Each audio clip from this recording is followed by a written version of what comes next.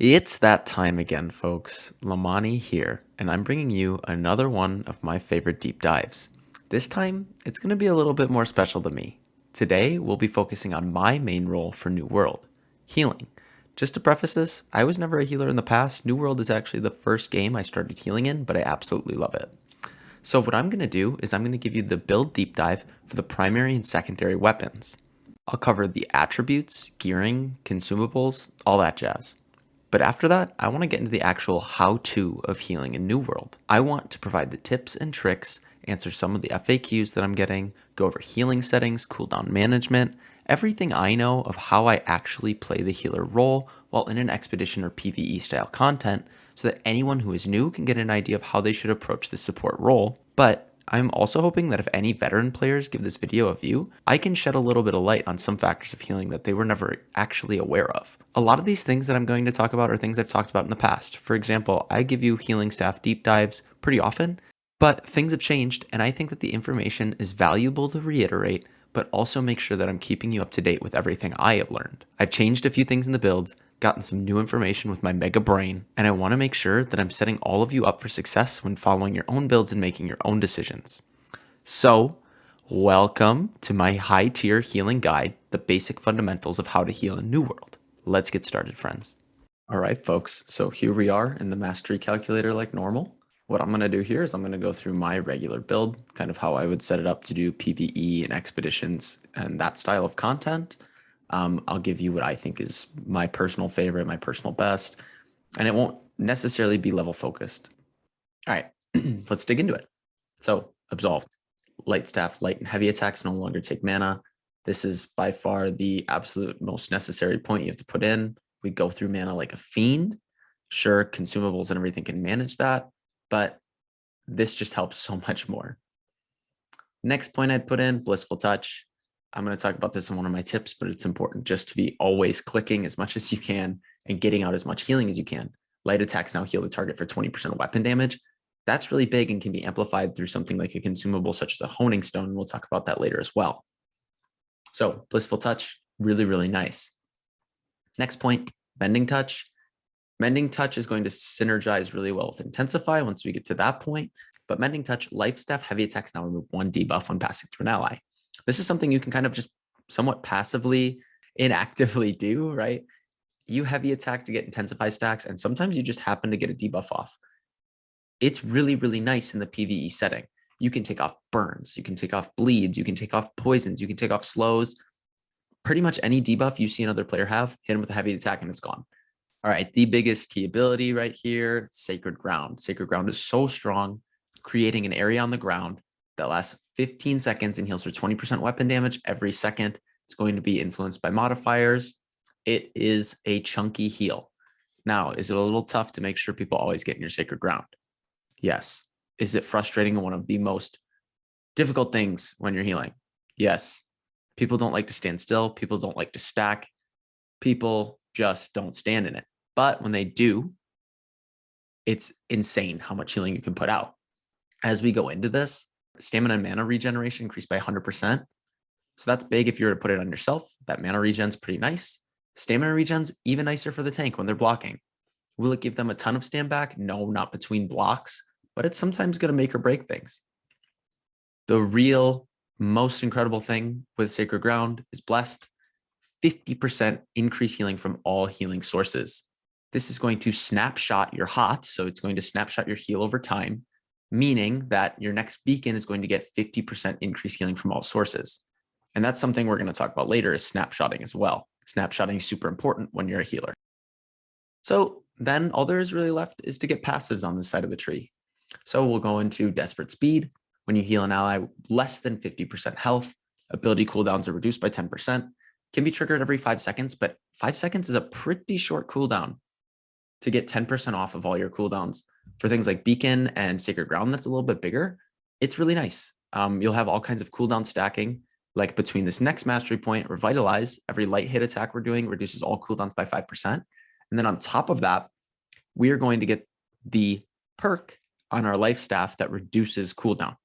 So when we're heavy attacking and then light attacking even more so now, we get a flat like 2.5% per se. and then add that 5% when you're light attacking. Every light attack you're going to be doing is going to be reducing your cooldowns by like 7.5%. There's times where I just barely overlap 2 ticks of Sacred Ground down. Like it is that close. As one's going down, one's coming up.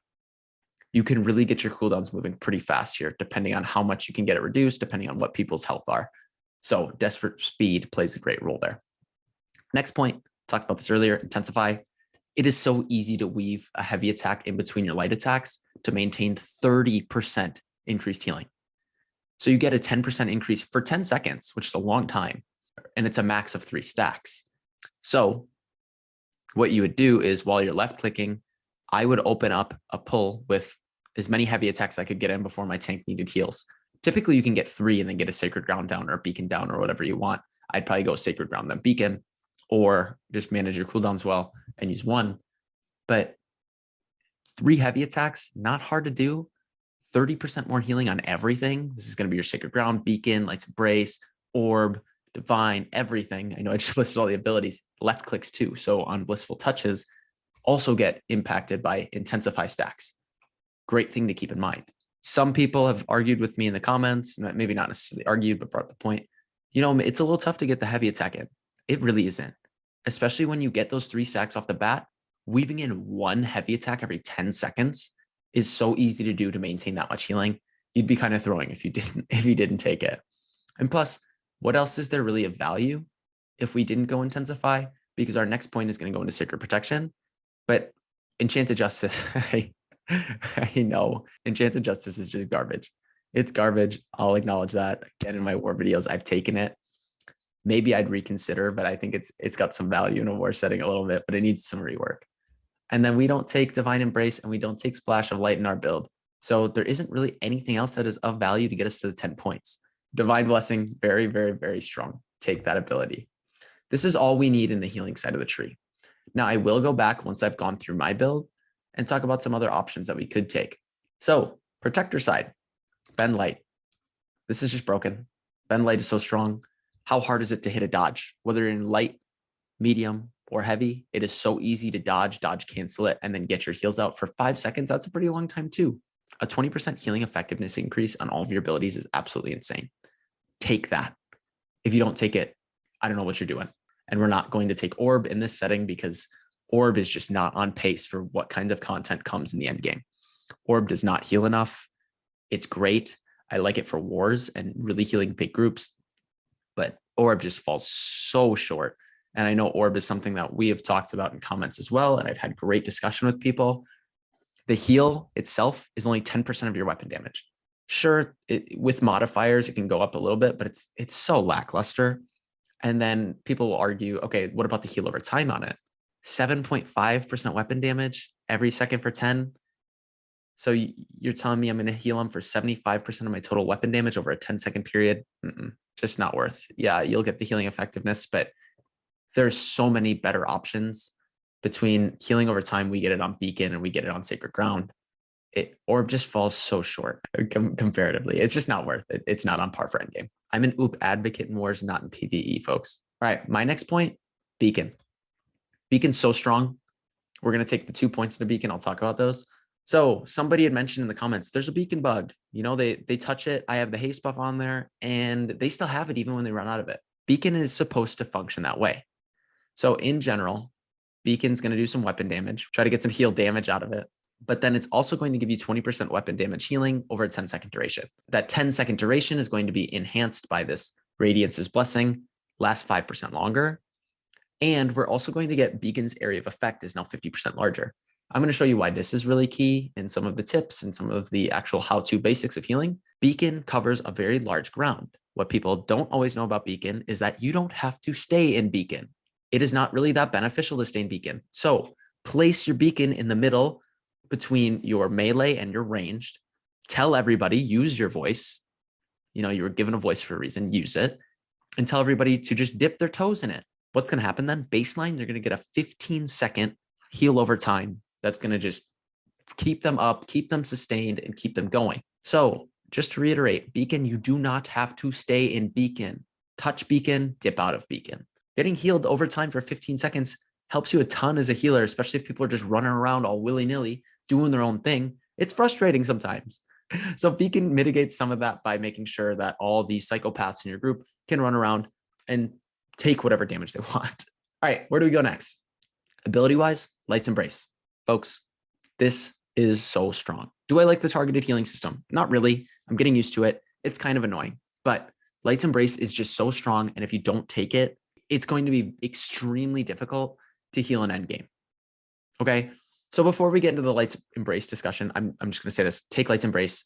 You have lower mana cost, lower cooldown, and that cooldown is even lowered by the other cooldown things we have to manage it. And you will have a baseline stronger heal than something like Divine Embrace. So an option, right? We could theoretically not take Light's Embrace. You could take Divine Embrace, heal for 150%, 25 mana, 6-second cooldown, right? But we have to commit points to this. Otherwise, it's just not worth, right? So we have to take 20 mana. So get rid of 5 mana, which just to remind you is still more than Light's Embrace. And then we should take Shared Struggle if we're really going to make value out of it. If the target's below 50% health, heal one more additional ally within 8 meters. That's great. You can get some really good healing out of that. So 150% weapon damage shield to 2 people based on modifiers, based on everything else. It's good. But I personally don't like it's sure it's only 2 more mana, but that 2 more mana can make or break sometimes. Longer cooldown. Yeah, we can get it down with our cooldown management stuff. But the cast time thing is the thing that bothers me. I have to be standing still for about 1.5 seconds, and that can kill you. It can also be interrupted pretty easily. You can get it off most of the time, but there is a chance when you get hit that it gets interrupted.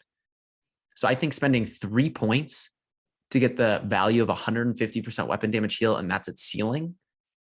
There is no room for more healing other than the healing effectiveness and things like Sacred Ground. With the cast time, I personally just don't think it's worth it. And so that is why I go into Light's Embrace. It's a targeted heal for 100% weapon damage, 30% more for each buff on that target. What can we do? Well, we could take Inspire, right? When we heal the target, we get 25 stamina back. Great for tank healing, helps some blocking. But how often are we really timing it where we heal the tank and it gives them enough stamina to block? Sure, there's some times where it could save a life, but I think there's something you can do that gives you more group utility while also increasing your healing output. In general, let's think about this. Light's Embrace, the floor is 100% weapon damage. Okay, our baseline floor all the time. Now that increases as we put buffs like Beacon on, Sacred Ground on, things of that nature to increase our ceiling. But our baseline floor will always be 100%. So what can we do to impact that? First thing we do, well, already we now have a floor of 130%. So look at Sacred Protection. While holding a life staff, increase the amount of incoming healing to all friendlies in your group by 5%. Sacred Protection not only acts as a 5% healing modifier, it acts as a buff. So they actually get buffed by it, meaning our new floor constantly for a buff that never goes away is 130%. So Light's Embrace will always heal 130%.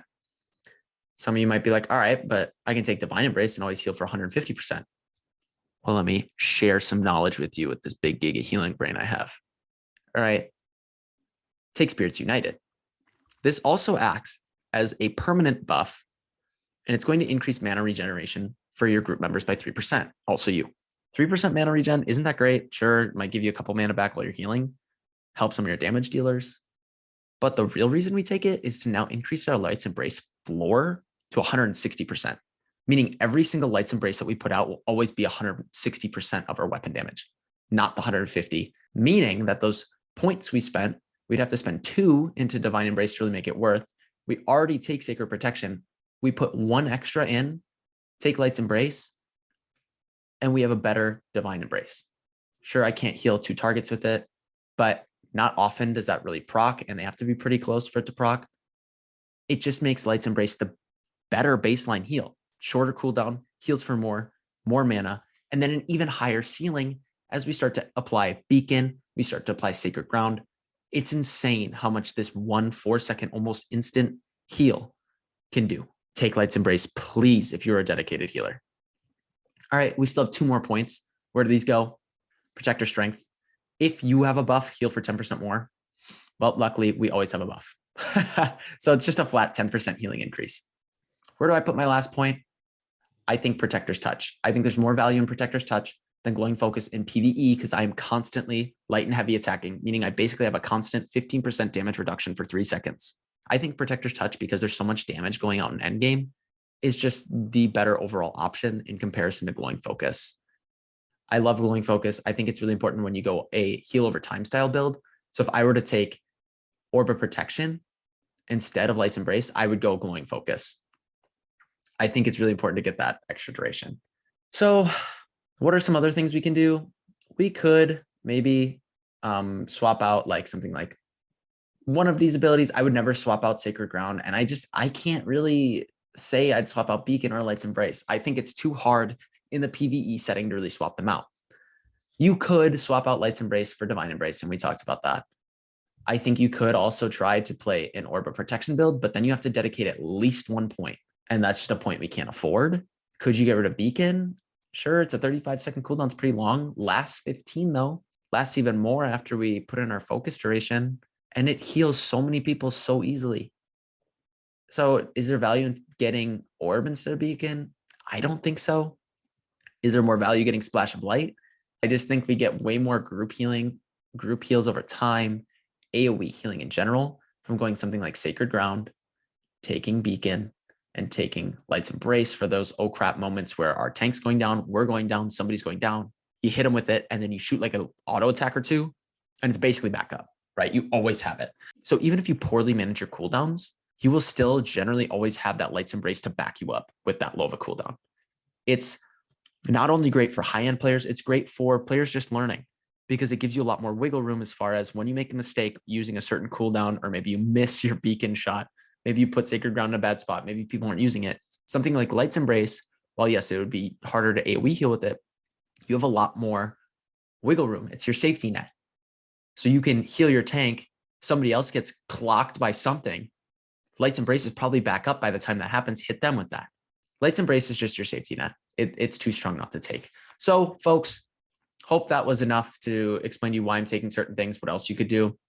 This is my PVE expedition healing build. Take a good look, take a screenshot. I'll keep circling it to make sure you know what's important. Okay, so this is something we haven't talked about for a while, but the Ice Gauntlet is probably something I haven't touched on since like I made the war videos. PVE, I always take Ice Gauntlet. Why do I take Ice Gauntlet?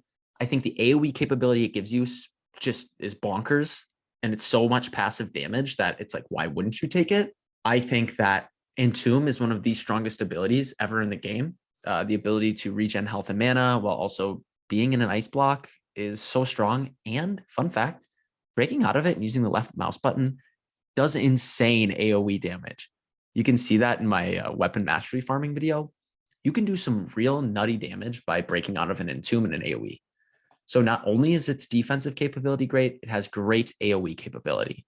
Now, how do we best distribute these points? I'm going to give you what I take personally. I'm going to give you an Ice Gauntlet that you use in PvE, expeditions, and healing focused.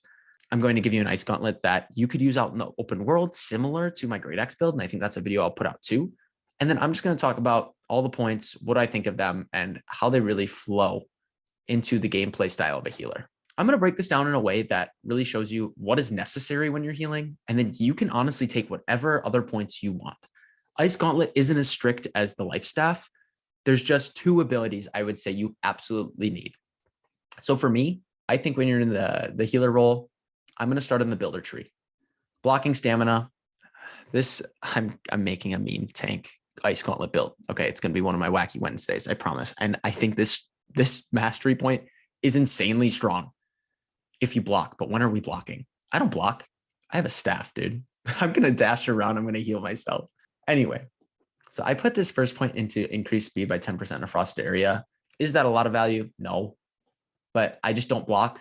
Now you could just take this and take blocking stamina instead. If you feel like you want that, maybe you want to meme too and make a nice gauntlet tank, be my guest. But personally, I would just take Quick Frost. I'd then go into Empowered Frost. So regain 3 mana for each spell cast while in a frosted area. But the real one is rushing Entombed. You want to rush Entombed as fast as possible. This is the sole bread and butter piece of any healer. It's just 3 points in your Ice Gauntlet. So if you're just starting out, you're running expeditions, in general, Entombed is your friend. Okay? Entombed, 10 seconds. It lasts until it's destroyed. You get mana regen, health regen, and then you can right click and then it doesn't use any mana to get out. You can left click and just do bonkers AoE with everybody around and knock them back. Very, very strong. And let me remind you, 30-second cooldown only. So every 30 seconds, you can basically just reset your entire health bar, reset your mana. You can use this in between pulls. You can use it mid-boss fight, and you get your mana back. Save that health potion. Is there always time for that? No. Typically, I always chug a health potion instead. But this can not only save your life, it can save your health bar and save your teammates.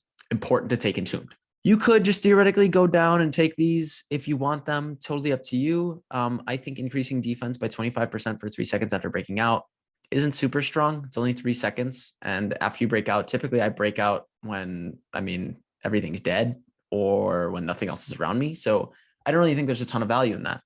Cleansing all debuffs when being entombed, it's pretty strong, but we can cleanse our own debuffs off with our life staff. And I'm not going to be using it that often.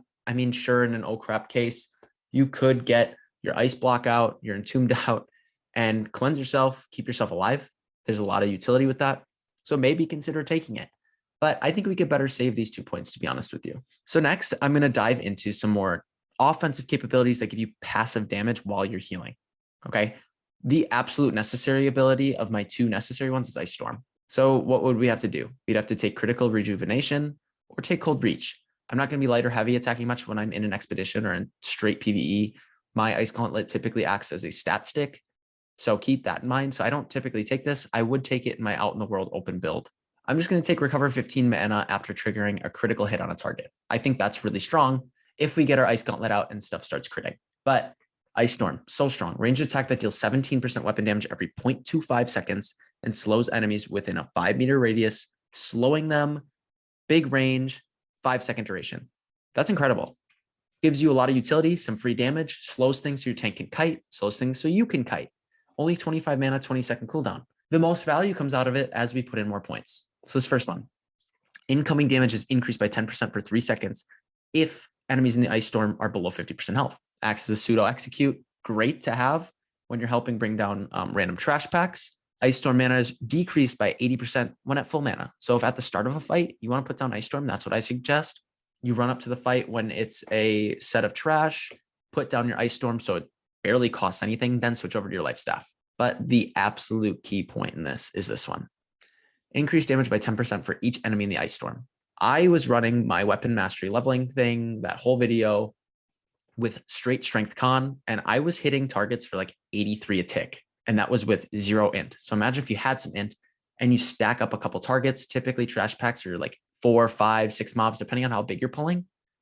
We'll just say like flat, you get like a 50% damage increase for 5 seconds on that. That's a lot of damage, especially if you're an int user. But for our case, we scale into focus, right? So we would want to put an amber gem into our Ice Gauntlet, and we'll talk about that. 50% more damage on top of that is just nuts. It's free damage, everyone. It's a slow, it's so much damage. And as we group up more mobs, it's going to blow your mind. Now, here's kind of where the fork in the road comes. In honesty, this is my Ice Gauntlet build. I think these are the most necessary things. But how can we really maximize our efficiency as a healer with an Ice Gauntlet so that maybe we could switch weapons and start pumping out damage like that? I don't tend to do that. I feel like my life staff does a ton of damage with the setup, and I don't find more value in really swapping to Ice Gauntlet other than to use my abilities. But there's a couple routes. For starters, if you want to go a complete passive damage dealing healing build, which I would suggest as far as expeditions go, you're going to go down the builder tree and take Ice Pylon. The caveat to this, Ice Pylon has 0 health. It's like a wet paper napkin. It just dies instantly from everything. But as far as just popping off some quick abilities and being a passive damage dealer and just putting down like Ice Pylon at the start of the fight, putting it down on a boss, popping down Ice Storm, you could take the Ice Pylon route, take increased damage for slowed targets because it'll affect by people in the Ice Storm or any other debuffs people are putting on, regenerates to full health if it doesn't take any damage, increased rate of fire when you dodge with a full stamina dodge. So we dodge a lot, so it could be nice. Put down the Ice Pylon, dodge really quick, get that increased rate of fire for 3 seconds if you really want to start pumping out some extra damage. You could then go down into Pylon Refresh. A successful hit extends the Pylon's lifetime by 1 second. This is pretty big, right? Because baseline, Pylon lasts 15 seconds or until it's killed. So if you put it pretty far back, it has a long range. It'll snipe people. It'll keep just thump, thump, thump, and snipe people all day. So having that increased duration is actually big for our passive damage dealing. It can keep itself alive pretty long. Will it be forever? No, it's not permanent, but it's significantly longer than anything else. So again, we meet another fork.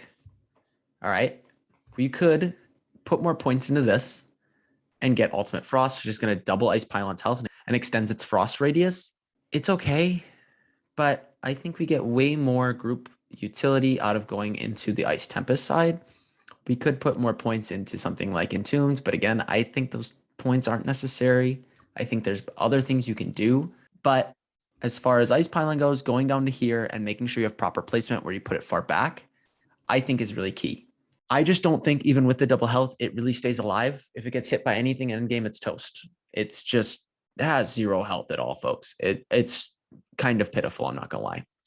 So what would I do? I'm gonna go over to Ice Tempest side and I'm gonna take Cold Reach. So we're gonna get that increased damage on light and heavy attacks if they're farther than 15 meters. Will you get a lot of use out of that? No, but that's not the goal.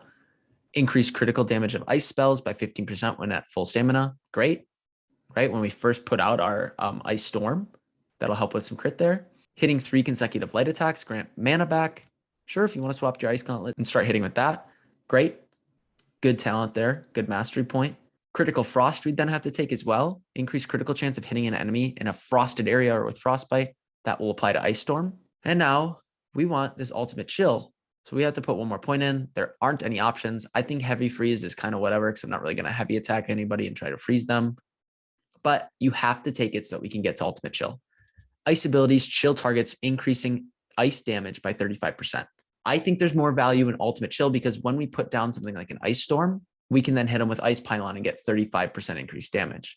I do believe also that this will apply that 35% damage, meaning we'll just constantly get 35% damage. I'll have to test that. I want to make sure on that. I haven't been running Ice Pylon because I've been trying to figure out an open world build that I like. This is what I would suggest taking. I think this is my ultimate PVE kind of damagey, utility, group-focused Ice Gauntlet build. You could take something like Ice Shower and try to get more utility out of it and just go straight builder side. I think Ice Shower is great. I just don't like how it sets up. It sets up like a line, like a curtain, and it just doesn't have a lot of range, doesn't do damage. It literally does not do damage. And it's more of a utility slowing thing. You could use it in PvP. I don't personally like Ice Shower in the PvE setting. We talked about it. You could take Ultimate Frost. I don't think it's worth. But now let's say you want to be an open world damage dealer. What would you do out in PvP, PvE, open world, kind of similar to our Great Axe build? To be honest with you, I think what I would do is I would just get rid of the whole builder tree and I would go into Ice Spikes. Ice Spike is kind of weird and hard to hit, but once you get Spiky Reach, it's really, really good. It's easier to hit. It does a ton of damage if you can line it up and get used to that lineup. And you can force its big spike early so that you can for sure hit it. It does a lot of damage. So if I was an open world, kind of just trying to pump out damage, putting int in, doing that split like we did with the Great Axe, I think this is the setup you could go, right? Are there passives on this side? Not really. I might consider reducing all active cooldowns for ice abilities when you're in a frost area, but I don't think we're going to really be in one because our Ice Storm we're not going to be trying to stand in. And I don't think there's other utility really on that side. So I would take all the passives you can on this side, on the Ice Tempest side, go down to Ice Spikes, get the ultimate, fill out Ice Storm, take Entombed. Entombed is just too strong to not take out in the world, PvP, PvE, everything. You can also use it as a 30-second damage cooldown in AoE. So run in to your Ice Storm. Everybody will be taking 35% increased damage. Boom, pop your Entomb, blow up, hit everybody, do a ton of damage. It's crazy. I keep saying this. It's crazy how much damage it does. Wind Chill isn't really something I've tested much, but I've heard it's lackluster and I just don't think it's really worth taking. So this is what I would take for open world PvE, PvP content if you want to go life step Ice Gauntlet out in the world. Just to reiterate then, for the sake of bookmarking, I would take this setup for healing expeditions, healing focused, where Ice Gauntlet is your secondary that you're not really swapping to, and you want to maximize passive damage. The world is your oyster. Pick what you want to pick. Absolute necessary. Baseline when you're leveling. This is going to take 8 mastery points to do. You want Ice Storm and you want Entombed. So if anything, if you're just leveling up, you don't have a 20 Ice Gauntlet, go for this. All right, so like regular, let's get into the game so I can show you my attributes. So here we are. You'll see for my PVE focus build, I have a much different setup than I would normally run out in the world. I put 0 points into strength. Why? We're not using a melee weapon, not trying to skill anything off strength, 0 dex, and then I haven't put any points into int. I don't see a reason to. So let's just break down every single bubble. In general, I have 273 focus, which is going to scale my life staff to do 787 weapon damage. Again, that's all going to then affect all of my heals because everything's based on weapon damage. First bubble, 10% mana regen. Okay, we'll take it. It's great. Next one, 20 to mana pool. That's another free Light's Embrace on a max mana pool. Pretty much one more free ability without having to really do anything. But this is the big piece. 150 focus is by far the most important bubble. This is the point where once you get to 150 focus, you can switch to a medium armor loadout because we get 20% healing output, which then when we're in light, think about it, you get 20% healing and damage output. If you go to medium, you get 10%. So once you get this 20% bubble, it's pretty much negligible. You get so much more tanky running medium armor in comparison to light. Next bubble, 20% duration on casted buffs, applies to Sacred Ground, applies to Beacon, fantastic, I love it. And then this 250, 30 mana on any self or group kill. This is especially great in expeditions. Anytime you're killing some trash, constant mana up. Constant mana up. You won't ever have to drink a potion. This will apply to things on bosses, extra packs. Kill them, you get mana back. You won't have to jump in an ice block. You won't have to burn a mana potion. You have a lot more mana sustain going into a bubble like this. Why don't we hit 300? Because when your mana hits 0, gain 200% mana regen. A couple things here. It's on a 60-second cooldown, so it's not that great. But 200% mana regen is not that much mana regen. Also, this applies when your mana hits 0. When do we hit perfect 0 mana? So because we are solely healing, I put more points into focus. You can see that I've actually contributed 163 just based on the gear I have, based on the breakpoints I want to hit. I wanted to push it to at least 200 when I'm healing, so I put those points in. Now, Constitution. I think the only valuable things when you're strictly healing are focus and con, okay? With the focus, I'm putting in this much focus, and that's my damage really. I'm not switching to the Ice Gauntlet very much, and you'll notice that I do have an Amber Gem in my Ice Gauntlet, but that's where my damage is going to be coming from is when I'm left-clicking with my life staff because I want to be doing passive healing and damage when I'm attacking. It's just, it makes more sense. I put 142 in, I've dedicated 37, and then just based on my equipment and everything I've set up, I get pretty high. I could push for the 150 breakpoint, I probably should, and I could take a couple points out of focus. So this first bubble, all health consumables are 20% stronger. That's great. Extra healing potions are never a bad thing when they're 20% stronger. Sometimes you need to pop a quick healing potion to make sure you stay alive. And that's okay. Don't be afraid to chug your potions. So this 50 con is just going to give us a bunch of health. Once we go up to 100, increase max health by 10% of our physical armor. That is what's absolutely nuts. So this is just free health. We get more armor from being in medium. As you get more armor then, you get more health too. It's that direct relationship. It's perfect. The 100 con breakpoint gives you a sufficient amount of health. If you wanted to stop here and then put more points into focus just so you could heal harder, you could, but I really don't think it's necessary.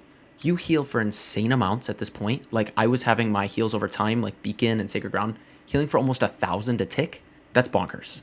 Okay. My Light's Embrace was getting up to 7K with everything, high ceiling. Like, I don't think you need more focus. There's just no point. And that's why when people are asking me, what's the point of even going above 50 con? You need health to survive some of these hits from these bosses.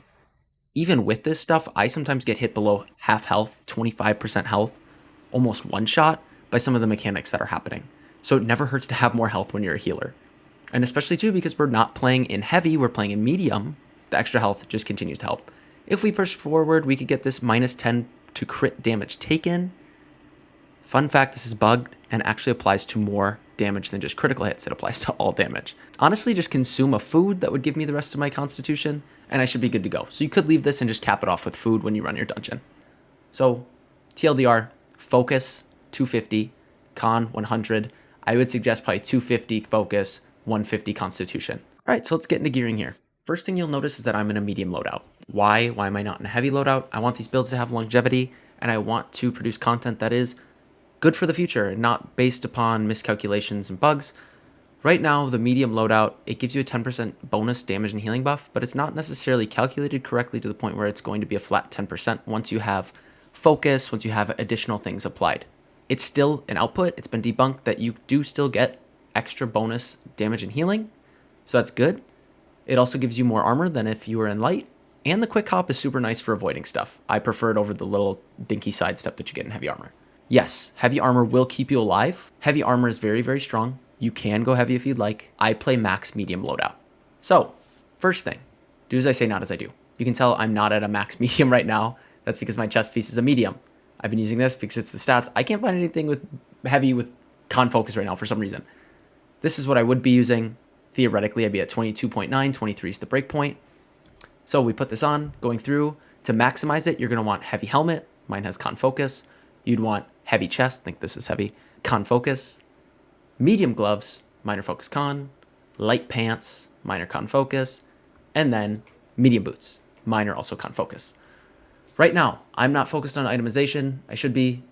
This is something I'm starting to delve into a bit, but making sure that these, what I've been told are called perks and not traits. I'm sorry for any confusion. These perks start aligning with what you're doing. Obviously, I don't want Pillar of Fire for my healing. Go for better perks while also trying to itemize your gear in a way that increases your ceiling by getting a higher gear score. So just keep that in mind. In general, heavy helmet, heavy chest, medium gloves, light pants, medium boots. Stay in medium. That's my opinion. You can go heavy. When it comes to accessories, 14 focus, 6.4% maximum health. When we're talking accessories, you want to get traits here. There are some incredible traits you can get. And recently, for example, I've updated my ring finally. So I have a ring. It's called Memory of Alec. There's actually a region in Morningdale that you can farm 3 really nice epics for healing, for focus con. There's also a very strong strength focus ring that gives you nature damage that would apply to your gem that you put in. It's at Steven's Claim. There's 3 ghosts. Just keep killing the ghosts. Other one, Ill-Gotten Gain. Just incredible. 20 con. Potion cooldown 25% faster. That's super big when you're chugging mana potions. 0.43% health every second. Again, this does get affected by some healing modifiers like, and then duplicating toast when you drink a potion, 12% chance it doesn't consume. Honestly, just helps the bank, right?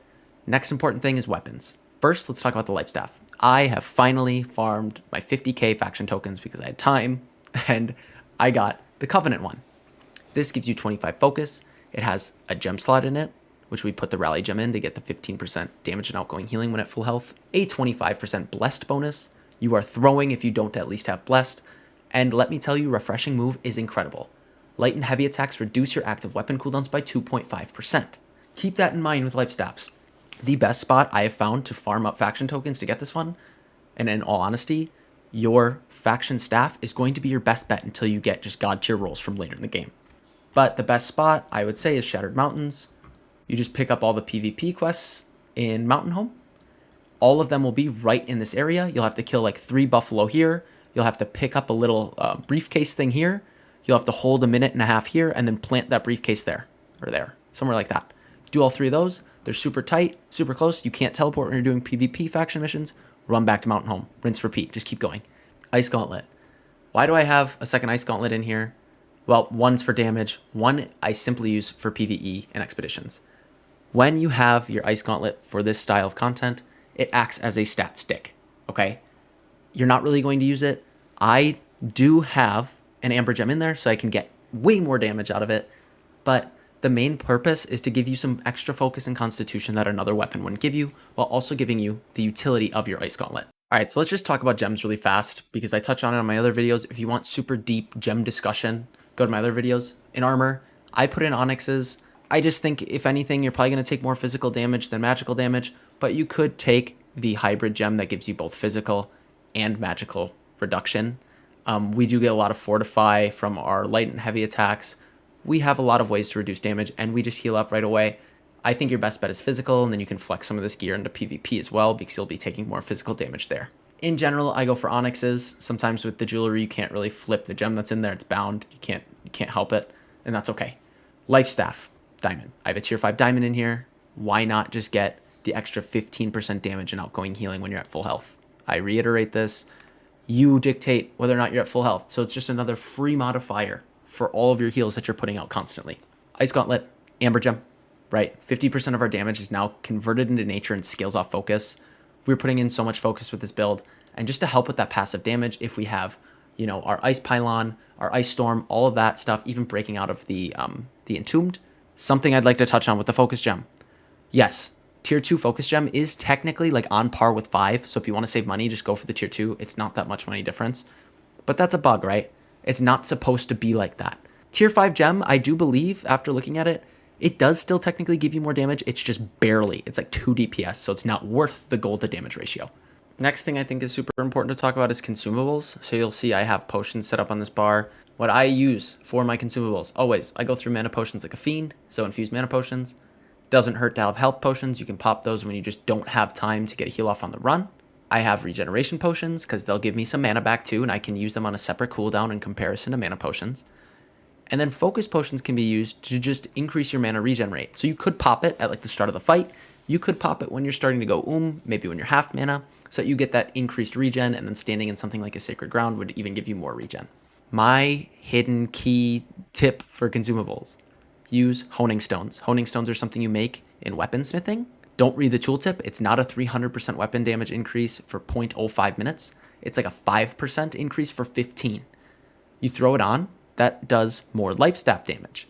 I can't really tell if that actually applies to the healing from the left click, but what I can tell you is it definitely does more damage. So when you are just throwing out damage, throwing out left clicks, hitting the boss to heal everyone around it, it's free extra damage, right? You're maximizing your role as a healer to help your group get a boss down faster. Next tip for consumables: use things like coatings.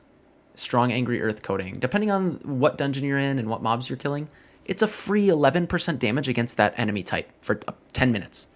You keep one on, and it stacks.